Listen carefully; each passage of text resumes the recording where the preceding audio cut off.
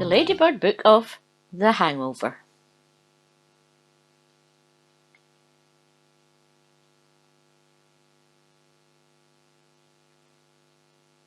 Sometimes when we drink too much, we get a hangover. There's no cure for the hangover, but it can be treated with a cup of strong coffee and a couple of fried breakfasts. A good hangover should be a total mystery to you. How did this happen? Why do you feel so ill? Pretend to yourself that you drank less than you did. Insist you stuck to beer, forgetting the champagne at the start of the evening and the round of jalapeno tequilas you did for a bet in that club next to the dual carriageway at 2 a.m. Some hangover symptoms are caused by impurities which enter the body along with the alcohol.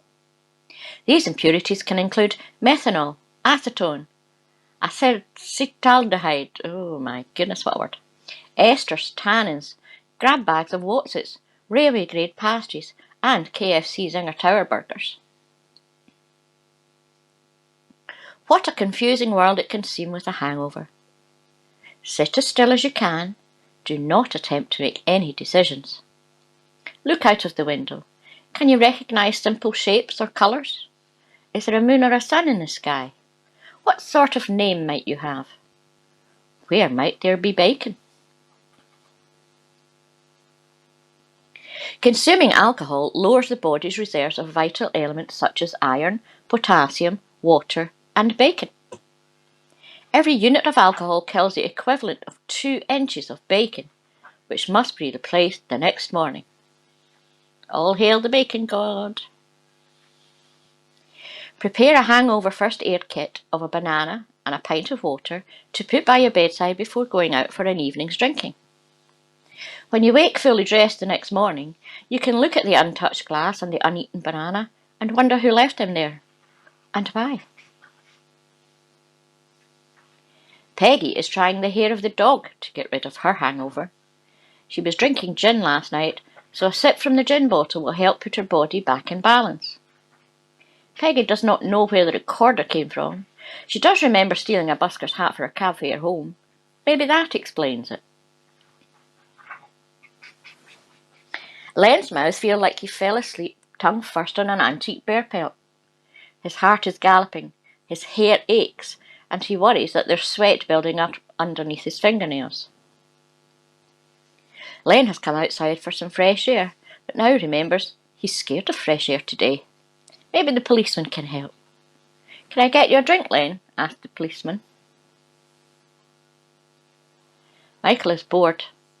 Mummy has not moved since she put the DVD on.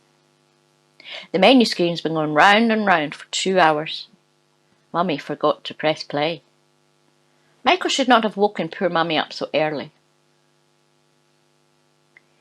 Friday night works drinks went on longer than expected. Ron has a head like a smelting works full of howler monkeys on ephedrine. Ron is glad Saturday mornings require little more than the vocabulary, reasoning, and motor skills of a 7-year-old. Ron is happy on the floor. Later, he will try to buy a bulb of garlic at a self-service checkout and will burst into tears. The morning after the party, Emmerich is woken by a stray cat licking his face. He has slept under a hedge and cannot remember a thing. Emmerich uses street signs and clues from his clothing to piece together where he lives and what he does for a living. Emmerich hopes it was a fancy dress party. If these are his work clothes, no wonder he needed to drink. The morning after a wedding, everybody feels a little the worse for wear. It can seem like there are no grown-ups left in charge. What will happen? Who will help us? Is this the end? What if the earth crashes into the sun? Do not panic. Soon the hangover will be over and you can all celebrate with a nice drink. Going to work with a hangover might seem impossible, but it is important that you do not lose your job, even if that was the reason you got drunk.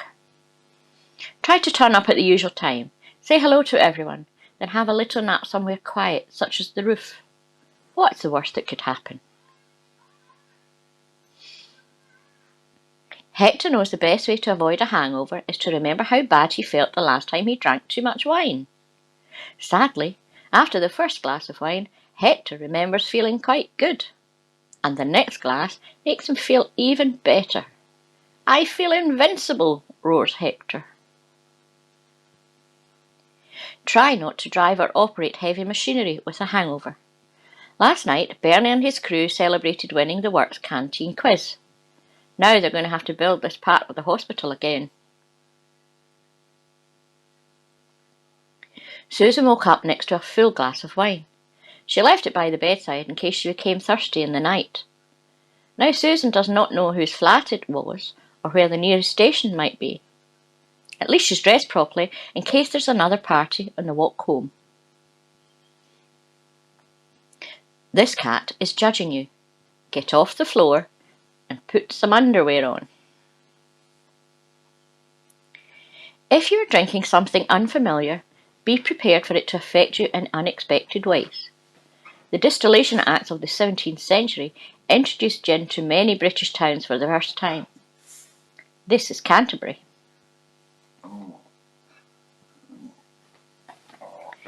Tony took £150 out from the cash machine after work. He woke up drenched in sweat, with loose change all over his bed. Tony hopes the many, many coins will be enough to go and buy an important breakfast. Tony has 72 pence. Most shops offer refunds for purchases if you discover you made while drunk, as long as you kept the packaging and receipt. For younger people, a hangover symptoms are mainly physical. The body is listless, the head is sore, they crave food for no reason and spend a long time in the toilet. For older people, this is perfectly normal, so for them, a hangover is more spiritual. The morning after consuming alcohol, you may find you're more sensitive to noise. Some people can actually see sounds. It's almost as if drinking gives you superpowers. While the effects wear off, remember, you do not have to get out of the way of birdsong or duck when someone calls your name. There are lots of ways to avoid a hangover. Try vomiting regularly into a bag. Put a brick on the bag and keep vomiting in the bag until the bag is full enough to tip over. Or set yourself limits. Try drinking only what you can get into your body without touching the container. This is also a good way of turning drinking from a chore into a game.